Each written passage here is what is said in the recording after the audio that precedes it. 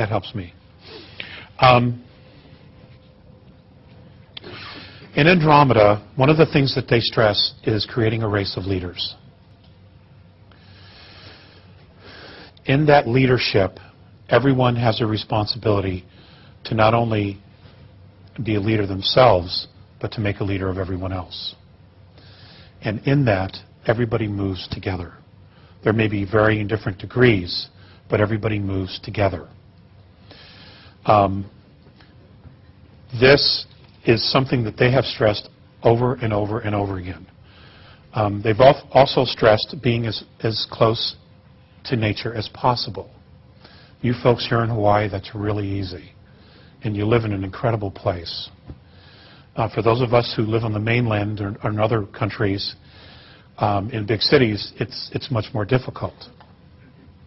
I want you to know that we're the only planet that I'm aware of that uses currency. Okay? In fact, I had an experience where Morine and Phaseus had asked me to try to explain to them why we used money, or what they refer to as paper with pictures on it.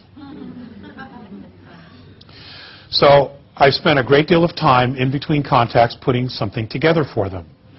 And I had a contact. I was living in Malibu at the time up on Decker Canyon. And I had this opportunity to present this information to them. So as I'm presenting it, I'm going through it. I had a paper with me that I was reading it off and had little charts that I'd carried in my backpack. And when it was all over, and of course they already knew this information because they've been watching our history, Phaseus said, thank you very much. Morine said, thank you very much. I enjoyed it. But Phaseus just looked at me, and he just had a very straight face. And he just said, I don't understand. And I said, well, what do you not understand? Now, Phaseus was always telepathic. He never learned to use his vocal cords. He said, I don't understand why you have to live, why you have to pay to live on a planet you were born on. Why do you have to pay to live on a planet you were born on? That haunted me for many years, that statement. Because, how do we unravel that? What do we create in order to drop that paradigm? And how do we create it? Who's going to step up and say, you know what? We have fought wars over money. We have fought wars over gold. We have fought wars over this and fought wars over that. We have nearly destroyed the planet. We have destroyed species. We're destroying humanity. And it's all over power, wealth, and things like that. How do we move from this paradigm to the next paradigm? How do we do it? I know that there are a lot of folks trying, making suggestions, talking to people, sharing their perspectives. I know there are a lot of contactees or folks, there are hundreds and hundreds, probably thousands, who have not come forward yet. The extraterrestrial civilizations have given up on the governments of the world, of Earth, a long time ago. The only ones that are actually fully integrating with a lot of the Earth governments, you don't really want to meet anyway. So,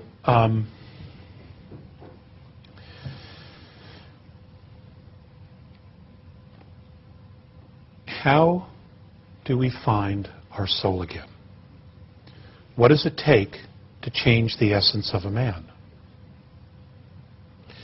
Is there a phrase? Is there a mantra? Is there a prayer? Is there an event?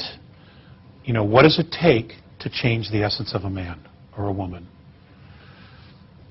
I don't have that answer, but I am asking the question, and I have been for a long time.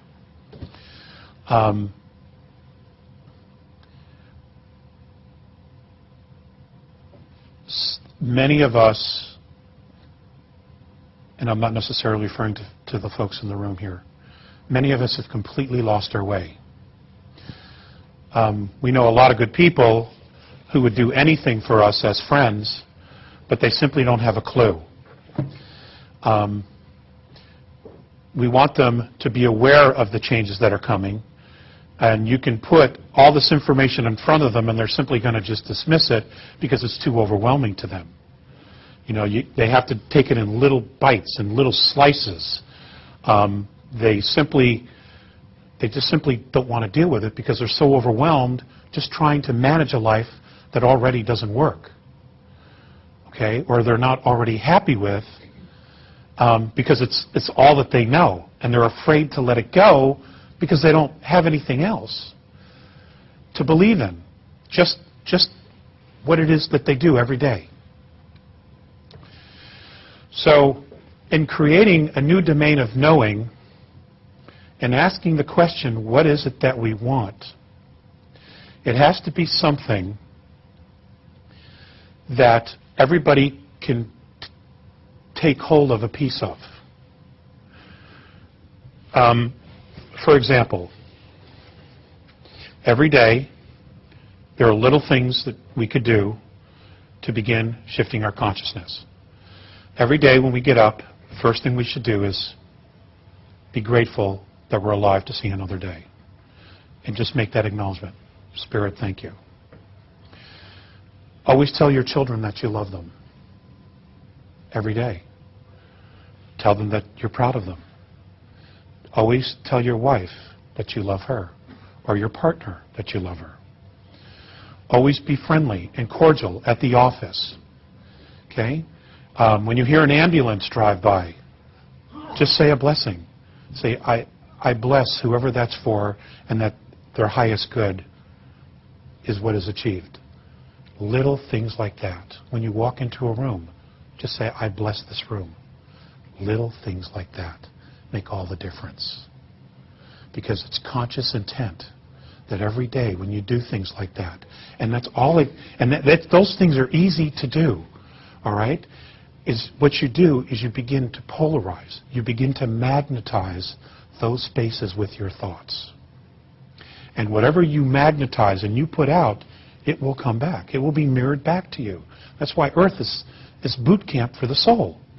It's because that's what it does. It mirrors our shit back to us. You know?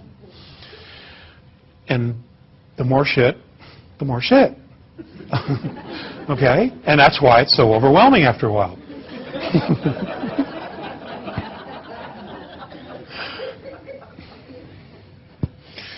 So it's little things. You know, and I share that because these are things that, you know, I've had to try to do, and I struggle to remember them every day. You know, but these are little things that I can do.